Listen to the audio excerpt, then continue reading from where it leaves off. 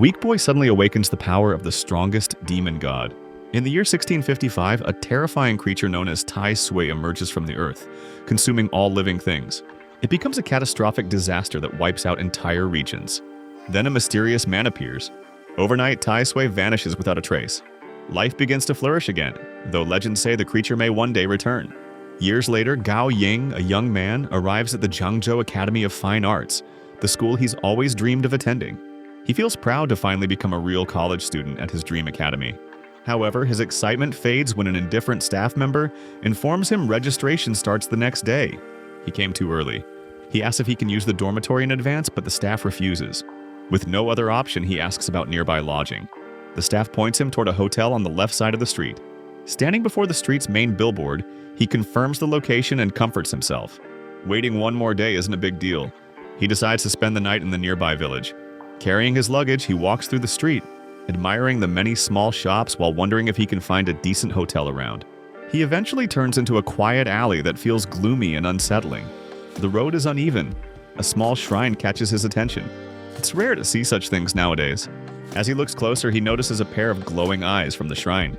It startles him for a moment until a cat jumps out. Relieved, he pets the cat affectionately, finding it cute. But as the sound of a bell rings, the cat suddenly disappears from his arms. Looking around, he notices a nearby hotel entrance. A small piece of dark paper floats in the hallway, followed by a man who throws several more pieces into the air. The man laughs eerily as the papers transform into dark crows that fly straight toward him. Frozen in fear, he can only watch in horror. The scene suddenly shifts. The old man warmly greets him, offers to carry his luggage, and urges him to follow upstairs. As he steps inside, glowing red tentacle-like lights and a yin-yang magic circle briefly appear beneath his feet before vanishing. The old man calls for him to hurry as he climbs the stairs, talking non-stop about the building's history, luxury layout, and the 40 rooms spread across 5 floors. Despite trying to keep up, he struggles to follow the man, who moves quickly and effortlessly while carrying his luggage. They finally reach a room. The old man insists he should stay, offering him a 30% discount and calling it a top-tier room. Gao Ying becomes frustrated. He points out the moldy walls, cobwebs, and foul-smelling quilt that clearly show no one has stayed there for years. As he angrily grabs his luggage to leave, the old man stops him with a serious tone. He guesses that Gao Ying is a freshman at the Academy of Fine Arts. Surprised, he freezes, wondering how the old man could know. The man then begins making flattering comments about his outfit, describing it as having a minimalist yet otherworldly aura, and comparing his look to Van Gogh reborn. He goes on to describe him as a passionate art student with refined taste. Though he doesn't fully understand the old man's words, he finds himself strangely impressed by how accurately they capture his personality. The elderly man moves toward the window. He explains that as an art student, Gao Ying shouldn't miss the room with the best view of Zhongbei. He pulls open the curtains, revealing a breathtaking sunset over the town. Gao Ying stands in awe, captivated by the beauty of the scene. The elderly man continues speaking. This hotel is the closest to Zhangmei and Nanting. He then offers a 10% discount, which confuses Gao Ying since the man had earlier promised 30%. When he points this out, the man pretends not to remember. He points toward the entrance only to notice a portrait on the wall with its face scratched out. The eerie image unsettles him. He demands that the portrait be taken down. The elderly man refuses. It's an ancestral painting with deep origins. His late father had told him never to remove it, warning that if he did, he would meet his destined person after death. Gao Ying, creeped out, decides to leave immediately. However, the elderly man suddenly removes the portrait himself. Behind it, they discover a small hole in the wall. Through the hole, they can see a young woman, Ah Hua, taking a bath in a tub. The old man mutters in disbelief. Something is wrong since there should be a corridor behind that wall. Moreover, Ah Hua's room is supposed to be on the 5th floor while they're currently on the 4th, making the sight even stranger. Out of curiosity, the old man reaches into the hole and unexpectedly pulls out Ah Hua's clothing. Gao Ying is shocked by what he sees. The old man quickly decides to return it and rushes toward the 5th floor. When he reaches the stairs, he notices another hole in the stairwell wall. Ah Hua's hand suddenly reaches through it and snatches her clothing back. The old man can only sigh quietly. The building's structure is a complete mess. Gao Ying catches up and asks what happened, but the man brushes it off, saying everything is fine. Soon after, Ah Hua steps out of her room and asks if something strange happened near her door. He stammers nervously, unable to respond. The old man intervenes, laughing awkwardly and claiming they were just checking out the room. Gao Ying quickly pulls the old man away. The two head downstairs while Ah Hua silently watches them leave. Later, he asks the old man, Uncle Guan, if there's a nearby place to eat. Uncle Guan agrees to show him but warns him in a serious tone to return before midnight. The warning startles him, but Uncle Guan bursts into laughter, saying he only meant that he goes to bed at 12. Gao Ying, still uneasy, says he'll be back before then and leaves. As he walks away, the lights in Uncle Guan's office go out. Uncle Guan sits alone in the darkness, gazing at a calendar on his desk, his eyes fixed on the date, the 25th. As Gao Ying walks through the lively street, he's fascinated by the glowing store lights and the colorful displays. He stops by several stalls trying different snacks and local dishes. Feeling satisfied after eating, he heads back toward the hotel but realizes he can't find it. Checking his phone, he notices the time. It's already midnight. Just then, he hears a faint scuttling sound nearby. The stone path beneath his feet begins to glow with a soft green light. Ahead, he spots a figure holding a large red lantern, but the person's face is hidden. Before he can take a closer look, his phone rings, snapping him out of the strange vision. He returns to the hotel. Uncle Guan hurriedly closes the blinds and scolds him for coming back so late, saying he'd been worried. As he steps inside, he looks back at the dark alley but sees no one there. He begins to wonder if what he saw was just an illusion. Suddenly, he hears the sound of someone falling and then hopping away. Curious, he decides to follow and record the scene with his phone, thinking the person might be a severe sleepwalker. To his shock, the man suddenly leaps into the river. He rushes forward to stop him, but the moment he touches the man, the white moon above turns crimson. The river and the surroundings become bathed in a red glow. Dark, shadowy figures rise around them. The sleepwalker wakes up in confusion, but Gao Ying quickly covers his mouth to keep him silent. The man then faints. Looking up, he sees a familiar figure floating in the sky. The same man from the portrait in the hotel room. The crimson river ripples violently. Before he can move, something pulls him from below. A massive underwater creature drags him down. He struggles desperately to swim to the surface. Just as he's about to drown, a hand grabs him and pulls him out of the water. It's the man from the portrait. Before he can recover, the man faces the enormous monster that has surfaced from the river. The creature roars and attacks, but the man counters with a burst of green energy. Gao Ying realizes his leg is injured. He tries to crawl away but can't move. He watches as the man tears out one of the monster's fangs and drives it into its eye, destroying the beast in a powerful explosion. The battle ends. Gao Ying collapses to the ground, the poison from his wound spreading through his body. His vision blurs as he weakly gazes at the man, before losing consciousness. Far away, in a place surrounded by countless red lanterns, another figure walks along a long path. He pushes open a massive gate and steps inside, murmuring that the chosen one whom Tai Sui has awaited for 300 years has finally appeared. He ends the call with a quiet, sinister laugh. Gao Ying wakes up suddenly, his heart racing from last night's terrifying events. He checks his leg but finds no injury. It's completely healed. He opens his phone gallery. The video he recorded is gone. Confused, he thinks it was just a nightmare from staying up too late reading comics. As he prepares for college, he notices a news report about a nearby river that mysteriously dried up overnight. The place looks familiar. Shocked, he turns off the television, trying to convince himself it's just coincidence, and leaves. Outside, Uncle Guan greets him, offering another luxurious room. He refuses, saying he'll check into the dormitory instead. At the academy, he's told the dormitory is full. To his frustration, he's directed back to the same hotel. Feeling suspicious, he confronts the staff, accusing them of working with Uncle Guan to scam students. Ah Hua appears from the hotel. Both blush awkwardly. She explains the school recently expanded enrollment. Since new dormitories aren't ready, some students are temporarily housed in nearby hotels. He can move into his dorm tomorrow. He realizes Ah Hua is his senior. He spots Uncle Guan sneaking in with his luggage. He goes to stop him but freezes when he sees a man with a pale face walking out using crutches. He instantly recognizes him, the same person he tried to rescue from the river last night. He asks if they've met before, but the man coldly denies it. As he steps into the hotel, the hallway glows with green light. He finds himself on a massive crimson magic circle. The vision vanishes as Uncle Guan's voice snaps him back. He tells Uncle Guan he must be hallucinating. Uncle Guan dismisses it, scolding him for staying up late. Probably just a nervous breakdown. He insists he saw a Bagua formation and red lines. The man with crutches was there too. The man glares, accusing him of pressing on his mouth and nose so hard he almost suffocated. He hurriedly explains he only did it to keep him quiet and safe. Uncle Guan interrupts, telling them to focus on their business. The man excuses himself. Gao Ying is confused about whether he's still dreaming. Uncle Guan reminds him to register his ID. He hands over his card and heads to his room. Alone, Uncle Guan studies it, his expression grim. The house has chosen Gao Ying. It's been 300 years. The next generation has finally appeared. A businessman listens to his subordinate report that Uncle Guan has again refused to sell. The subordinate suggests teaching him a lesson, but the businessman replies, business should be done through mutual benefit. Once there are no more customers, Uncle Guan will be forced to sell. He asks the half-immortal woman whether she'll need to summon the two masters. She smiles faintly. Everything will begin tonight. Elsewhere, a man wearing a straw hat sits quietly observing the night sky. The 5 floors above are easy to deal with. The real problem lies in the 18 floors hidden underground. If the prince below wakes up, they'll all lose their heads. Meanwhile, Gao Ying sits in his room staring at comics on his phone. He hasn't been able to register for university yet. Ever since he came to this hotel, nothing good has happened. Still, tomorrow he'll finally move into the dormitory. As he lies on the bed, something catches his eye. A small hole appears on the wall. He leans closer, but an invisible force pulls him in. In an instant, he's standing on a massive Bagua formation, surrounded by red, glowing lines. A mysterious man appears, wielding a brush.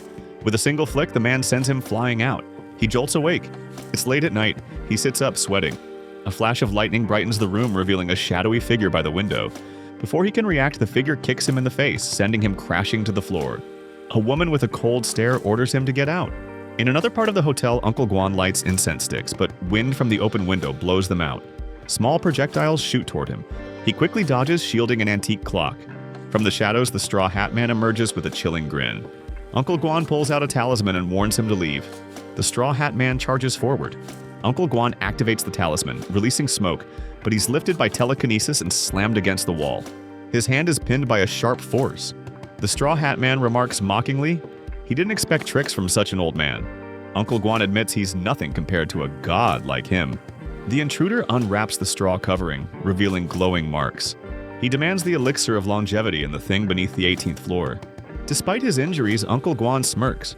Whatever lies beneath can't be touched. He secretly pulls out another talisman. In another room, an intruder lands silently. As he moves forward, a black-clad man attacks him without warning. Gao Ying is thrown against the wall by the female intruder. He quickly gets up, but she attacks again. In panic, he grabs his luggage. Clothes fall out. He throws them at her, stunning her momentarily. She becomes furious and chases him. He runs upstairs but gets kicked into Ahua's room.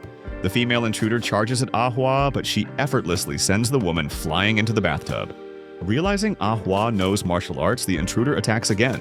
The two women exchange fast, powerful blows. Ahua skillfully blocks encounters using Wing Chun while he watches in awe, unable to keep up. Uncle Guan is pinned to the wall. The Straw Hat Man takes his talisman and pierces his other hand. He draws bloody symbols on the wall, declaring his intent to turn Uncle Guan into a ghost. Uncle Guan warns him not to provoke Tai Sui. The Straw Hat Man mocks him. Tai Sui must be injured. He removes 2 rings from Uncle Guan's fingers. Ah Hua lands a heavy strike on the woman's chest, making her cough blood. She follows with quick attacks that slam the intruder against the wall. Ah Hua puts on her robe calmly while he praises her strength. Elsewhere, the male intruder is chased by the black man wielding nunchaku. But when he stumbles upon the Straw Hat Man, his own boss kills him instantly. The black man faints from shock. Using the rings, the Straw Hat Man senses the entrance to the 18th floor, but notices red energy lines stretching from Gao Ying upstairs. He realizes Gao Ying is the key. Ah Hua and Gao Ying hear noise. Ah Hua senses killing intent as the Straw Hat Man appears and stabs her, knocking her down. He spots red lines glowing from Gao Ying and becomes ecstatic. Gao Ying dodges and runs to the rooftop as the Straw Hat Man uses telekinesis to hurl objects.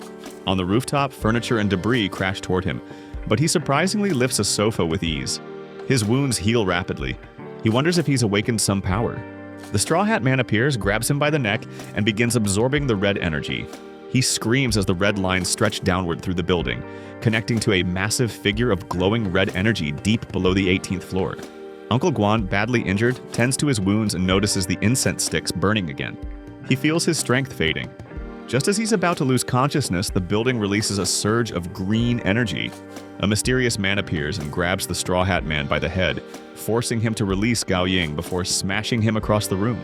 Uncle Guan looks at the portrait with a grave expression. The Straw Hat Man has committed a grave sin by offending his ancestors. No death will redeem him. The Straw Hat Man, shaken and terrified, recognizes the mysterious figure and kneels in submission, acknowledging him as the King of Zhenan. 360 years ago, the Emperor secretly commanded Guo Erjia to descend to Mount Nanyue for a divine mission. The general chosen was given power over life and death, with the ability to control the vital energy of heaven and earth. History would later remember him as the King of Genin. In the present, the Straw Hat Man kneels before the reawakened king, trembling as he apologizes and pleads for his life. He claims he injured someone by mistake. The king coldly orders him to leave. Relieved, the Straw Hat Man bows and begins to retreat. Gao Ying weakly accuses him of lying. He deliberately tried to eat him. Hearing this, the Straw Hat Man drops his act and reveals his true nature. Though he shows respect to the king, he can't leave empty-handed. His survival depends on it. He rushes toward Gao Ying in desperation. The king swiftly intervenes, severing his head with a single hand and throwing his body from the rooftop. The Straw Hat Man's form dissolves into green light. A single crimson, twisted nail clatters to the ground. As the king turns to the stunned Gao Ying, a sharp stick shoots toward them. The king catches it effortlessly. Out of the shadows steps a new attacker. The Straw Hat Man's severed head is now attached to the body of the male intruder. The creature mocks the king, speaking of his title as the Master of Heaven. He taunts that last night's events at the Central Plains may have weakened him. Gao Ying can hardly believe what he sees. The Straw Hat Man is somehow still alive. The creature laughs at his disbelief. He once wished for death, but a lingering desire kept him bound to the world. It must be fate that he survives today? His right arm mutates into a jagged spear of bone. He launches a barrage of bone spears toward them. The king shields Gao Ying, moving with blinding speed as he deflects the attacks and counters fiercely. The attacker sneers that Gao Ying must hold great significance for the mighty king to go so far to protect him. The attacker keeps up his assault, hurling bone spears and spikes. The king continues to fend him off and shield Gao Ying. With a burst of power, the king lands a devastating punch that sends the attacker crashing backward. However, the attacker quickly rises again. His body erupts with small bone spikes that float mid-air before shooting toward Gao Ying. Just as the spikes are about to strike, the king suddenly vanishes and reappears behind the attacker, restraining him instantly. The floating spikes freeze mid-air and crumble to dust. Realizing his defeat, the attacker pleads for mercy. He explains his family was slaughtered by a man who used the Tai Sui Ding Zhen, a cursed artifact that doomed him to his current demonic form. Hearing this, the king stops his attack and releases him. The scene shifts to a snow-covered village in the past. Inside a dim house, a corpse lies in a coffin, its face covered. An old woman enters, speaking softly about how she begged an immortal for medicine to save her dying child. Her son returns with a strange remedy, Tai Sui Ding Zhen, said to restore life and death. Following the instructions, she places the medicine on her son's chest, pierces it with a silver needle, and waits 7 days before removing it at midnight. On the 7th night, the young man awakens inside the coffin. His hands are drenched in blood. Horrified, he sees his entire family lying dead, including his mother clutching the silver needle. He looks down to find a glowing red mark on his chest. At the sound of a distant gong, he staggers out of the house into the snowy forest. He's wandered endlessly since that night, cursed and alone. Back in the present, the king places his hand on the cursed man's head. Both vanish before Gao Ying's eyes. He's confused and worried about where they went. The next moment, they reappear deep within the Bagua formation beneath the building. Red lines swirl violently. The cursed man laughs in excitement, believing he's absorbing divine energy. But soon, his joy turns to horror as the red lines tighten around him, draining his life force.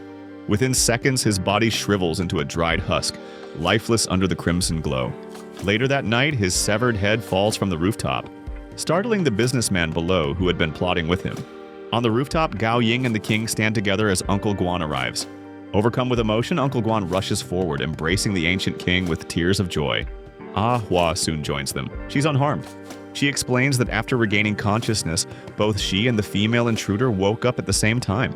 When the intruder tried to escape through the window, Ah Hua threw her slipper, sending her crashing out from the 5th floor. Gao Ying can only stare in disbelief.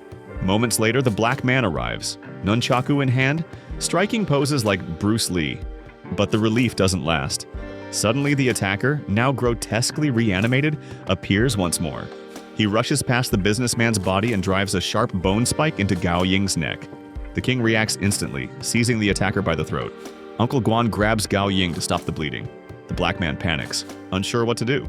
In a flash of lightning, the king unleashes a powerful strike that obliterates the attacker completely. The silver needle on his chest shatters to dust. As the storm rages overhead, Gao Ying weakly closes his eyes. His body falls limp in Uncle Guan's arms. The attacker weakly tries to make a call at a phone booth. He reports he's been badly injured by the king and asks for help. However, the person on the other end coldly refuses. He's not worthy of another Tai Sui nail. The call ends without emotion. Meanwhile, the caller watches a white bird trapped inside a cage. Everyone has their own fate. Just like the bird destined to live in captivity, and the chosen one destined to fall before a powerful being. As he feeds the bird, he notes the Tai Sui fusion still needs more time. Then he realizes the bird pecks at his palm instead of the grains. Elsewhere, Gao Ying wakes up and finds himself once again inside the formation with the king. He touches his neck in confusion, wondering if he's dead. The king states he cannot and will never die. The king of Jinan explains to Gao Ying that, according to ancient belief, anyone who eats the Tai Sui can gain immortality, lightness, and long life. However, no one truly knows Tai Sui originates from the dead. Gao Ying realizes this from the eerie aura surrounding it. It fills him with fear. The king reveals it was the Tai Sui that brought him back to life. Shocked, Gao Ying listens as he further explains that on the previous night at the Central Plains, he would have been buried beneath the lake if not for Tai Sui's power. He then understands what he experienced that night was not a dream. The king tells him Tai Sui reshaped his body and revived him, making him part of Tai Sui itself. Although he struggles to believe what he hears, he can't understand how he was revived without realizing it. Why did Tai Sui choose to save him? The king tells him it was because Tai Sui chose him as a living sacrifice. This revelation terrifies him even more. He wants to reject the Tai Sui aura surrounding him. Despite his resistance, the king insists Tai Sui is actually pleased because he's now connected to it. That's why it stays near him. Gao Ying, uninterested and disturbed, decides to leave. He thinks about returning to school the next day. However, the king warns him he can't escape since the place now belongs to Tai Sui. Ignoring the warning, he packs his belongings and tries to leave the next morning. At first, he's relieved when he manages to step outside freely and quickly runs off with his luggage. But before he can go far, he collapses. The Tai Sui aura rises from his legs, forcing Tai Sui to appear before him once more. Paralyzed with fear, he can't stand. Even after that, he keeps trying to escape every day, but each attempt fails as the Tai Sui aura keeps reappearing. Frustrated and desperate, he returns to the king, complaining about being trapped. Yet the king offers no solution. Furious, he storms out into the rain, determined to try again. As he walks under the storm, he receives a message on his phone, but before he can check it, the Tai Sui aura appears again. He falls in pain, unable to move, and throws his phone aside as the rain pours over it.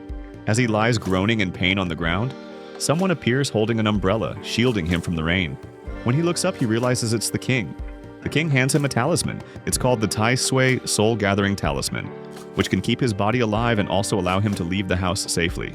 The king tries to warn him about something important regarding the talisman, but Gao Ying, overjoyed by the news, doesn't wait to listen. Instead, he hugs the king in gratitude and thanks him for his kindness. He promises to return to the hotel once he finishes his report. The king is speechless as he watches him go. After leaving, he reaches the area near his school and pauses to think about how he can avoid going back to the hotel. While standing there, a banner on a nearby wall catches his attention. As he reads it, he remembers he has some food in his bag. He eats it while hoping he's finally free from Tai Sui's curse. When he arrives at school, he writes his report and later visits the secretary to request a leave of absence. The secretary agrees. He feels relieved. He needs time to handle his situation. Right after leaving school, he goes to a print shop and asks for 100 copies of the talisman to be printed. He plans to abandon school completely since he knows his life is in danger.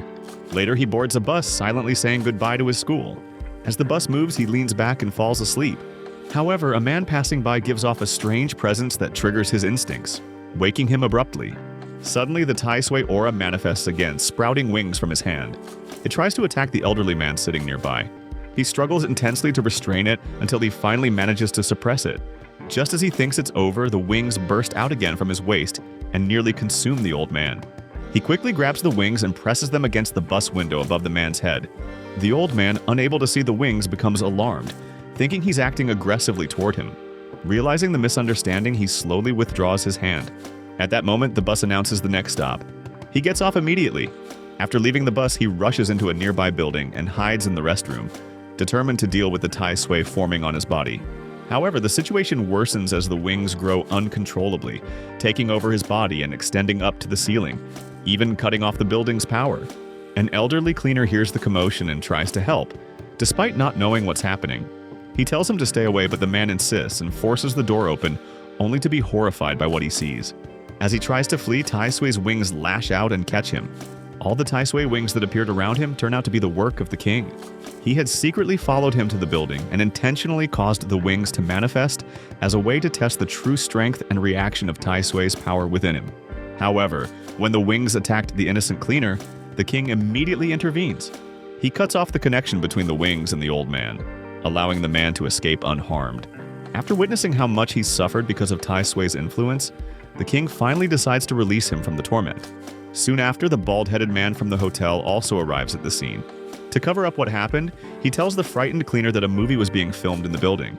Everything was part of the production. He then advises the man to take the rest of the day off. The king, on the other hand, understands that leaving Tai Sui's shrine for too long can cause a person's body to collapse. Yet he notices Gao Ying's case is unusual. Despite experiencing temporary collapse, he still manages to survive. The king brings him back to the shrine to stabilize his condition.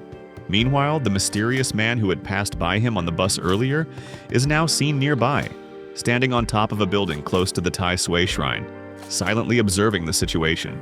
At the sound of a bell within a sacred shrine, Yidong, the same man seen earlier and known as the Tai Sui of Zhongyuan, releases the seal that had been placed there.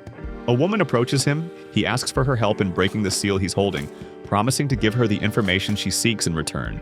Meanwhile, Gao Ying, who had fainted earlier, wakes up again as Tai Sui's presence begins to disturb him.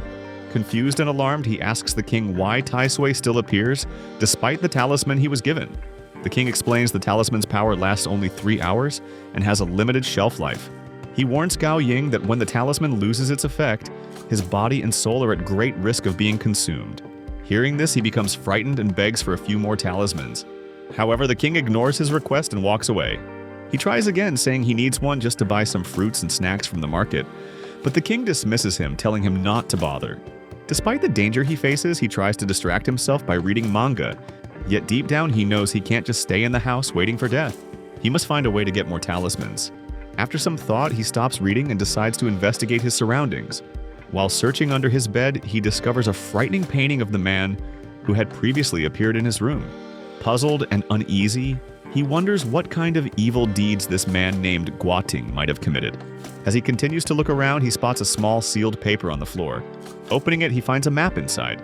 Determined to uncover its meaning, he leaves the hotel with his talisman and follows the map, which leads him to a notable building in Nanting Village.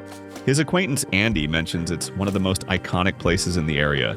When he examines the building closely, he notices the symbol on the map matches the emblem on his talisman, hinting at a possible connection.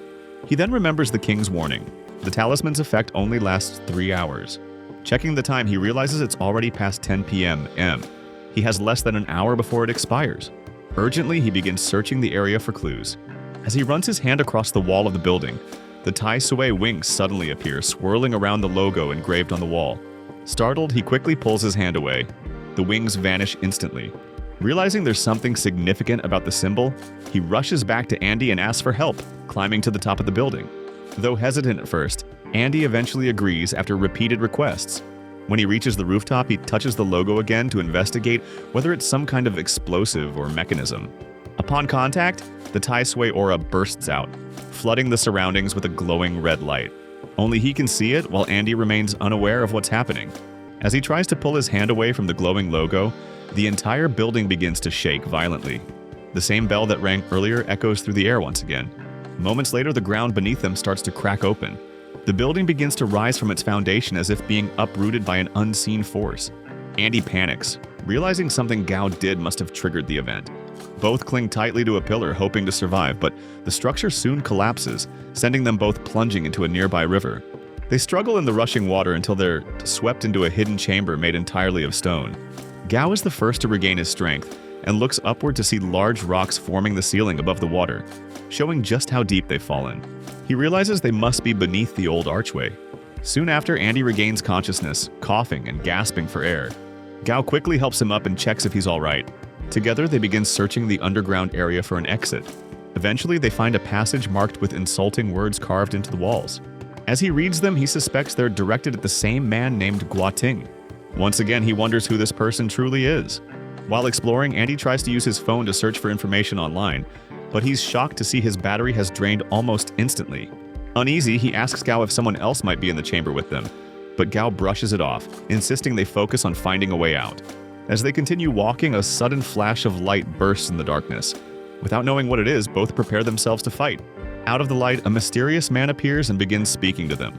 Before they can make sense of the situation, a group of immortals materializes and charges toward them. Andy, also known as Hua Zai, fights back, kicking several of them down, But to his shock, the Immortals rise again unharmed. Realizing they can't win, he and Gao turn and run for their lives. The mysterious man joins them. The chase grows intense as the Immortals close in. Desperate, Andy speeds ahead. The stranger follows him, leaving Gao behind.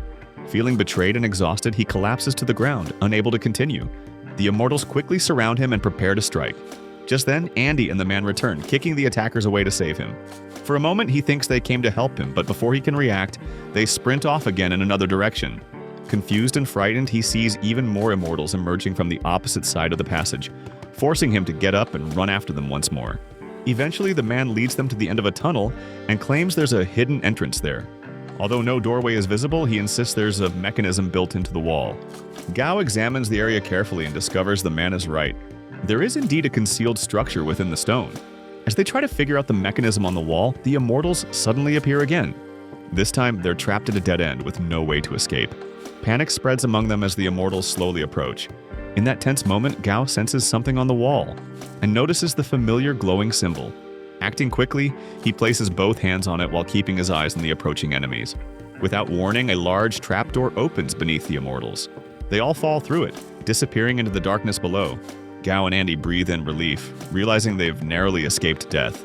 The mysterious man then tells them there's another hidden passage nearby. He leads them to it. As they step inside, they find themselves surrounded by total darkness. Moments later, the man switches on a flashlight he brought along and begins guiding them deeper into the underground area. His familiarity with the place surprises Andy, who starts wondering how the man seems to know every corner of the structure. Eventually, the man introduces himself as Leonardo da Vinci, an archaeologist who came to study the ancient Gargia clan. While explaining, Leonardo notices a strange emblem on the wall and calls their attention to it. Gao recognizes the pattern immediately. It's the same symbol he's been seeing everywhere, though he never knew it was connected to the Gargia clan until now. Curious, he asks what the clan has to do with the place. Leonardo explains they're standing within what used to be Nanting Village. Gao becomes even more puzzled. Leonardo clarifies that the underground building is actually the true Nanting Village. He explains that long ago, the entire city was buried alive during a great disaster, which turned it into an underground ruin. According to Leonardo, this tragedy occurred during the reign of the second king of Jenin, Guairija Yinting. When Gao hears the name, he becomes uneasy and asks why everything seems to revolve around that man. Leonardo explains that Guairija, also known as Guating, was infamous for murdering his brother, his family, and even burying his people alive to seize the throne.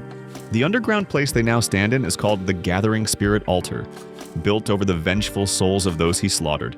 Hearing this, he becomes deeply confused, struggling to believe that the same king he once knew could be responsible for such cruelty. The memories he shared with the king make it difficult to accept. Leonardo notices his confusion and explains the king's motives went beyond the throne. He had an even greater ambition. Before Leonardo can reveal what that ambition was, the air trembles. The king himself appears before them, facing two Immortals. To their shock, the king calls the two Immortals his brothers.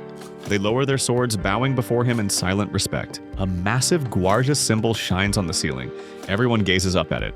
The archaeologist recounts the legend of the Great Sai and its birthplace, Yinjin, a land of eternal darkness.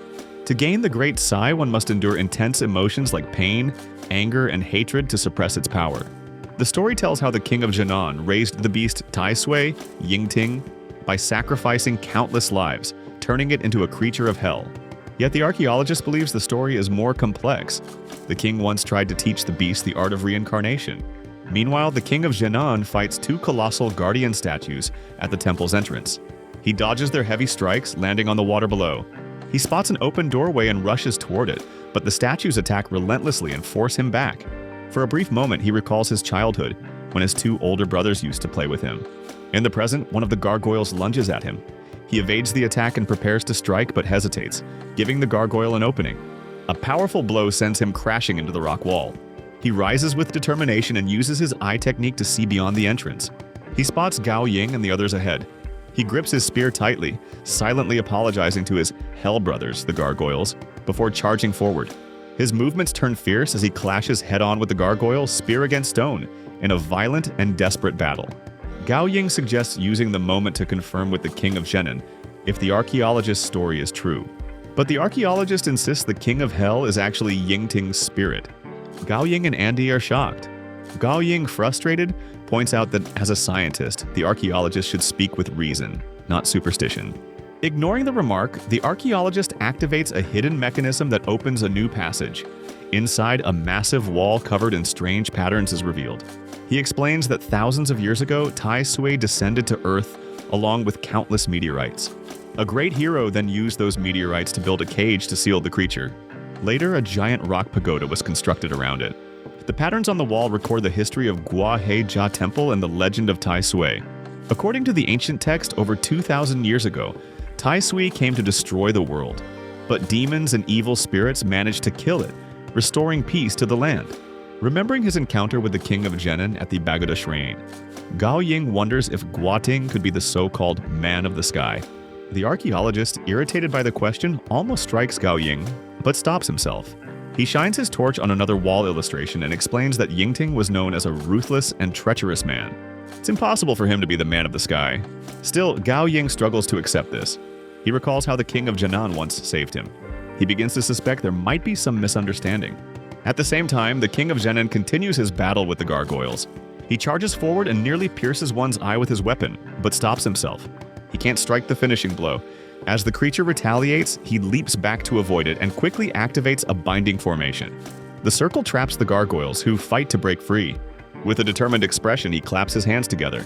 A powerful force smashes the two gargoyles against each other, finally defeating them. Gao Ying's group grows tense as they enter a dark chamber lined with standing female corpses dressed in red. The archaeologist calmly tells them not to worry. They're only corpses. He walks ahead, saying that long ago, Tai Sui killed countless people and chose a girl named Bi Yulin Hua to be his wife. As a sacrifice, she killed Tai Sui.